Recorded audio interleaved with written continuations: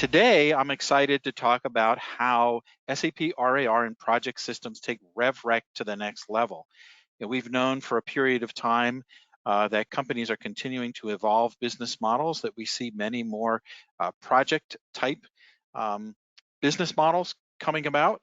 And the good news is both SAP project systems and SAP revenue accounting have really done a lot to improve the connectivity, and we've seen a number of customers begin to really embrace this. And we're going to talk a little bit today about how that's going to happen. Welcome, Julio de la Costa. Julio, thank you so much for taking the time to join us. I know you're having a lot of interesting things going on there in Houston, so thanks for being able to join us. Frank, welcome to you as well. We appreciate what you coming to the table and coming from the out east where it's kind of cold out there too. So Frank Josbacher is one of our experts in project systems. And then we'll also be having Haroon Mohammed. And Haroon has been on a couple of our events before.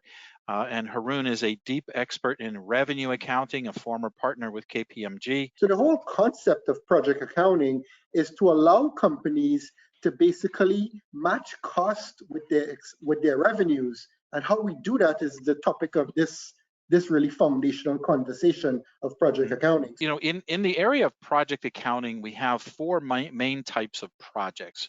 Maybe you can talk for a minute so that we're clear, because each of them has some subtleties as it relates to revenue accounting, right? Yes. So in terms of customer projects, and so these become revenue projects. For the fixed price engagements, the customer essentially does not take any risks until acceptance. But as Julio just explained, if there's no alternate use for the asset being created, we're allowed to do revenue recognition by percentage of completion.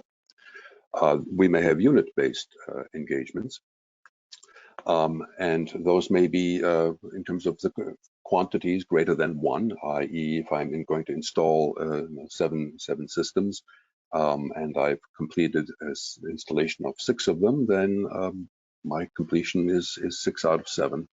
Again, one can think of that as a percentage of completion. Time and material, very similar. It's a kind of unit-based approach, and if you have a dollar value to that, then the quantity would be $1 per unit. Okay. Finally, we have service or subscription contracts, which are really time-based or start and end date oriented. And so as as time passes, you have a percentage of completion for those. Exactly. Yeah, and we're starting to see a lot more. And say you have a sales order, you are using sales and distribution module, and that sales order goes through so many other processes. We will not go through that because that will get confused. So let's say this sales order, it goes to RAR and it creates a revenue contract. Mm-hmm. And in that revenue contract, our allocated price is $1,000 just for that performance obligation and that revenue contract. Now, this basically shows you the integration between sales order and RAR. Now let's go to the next part, which is project system.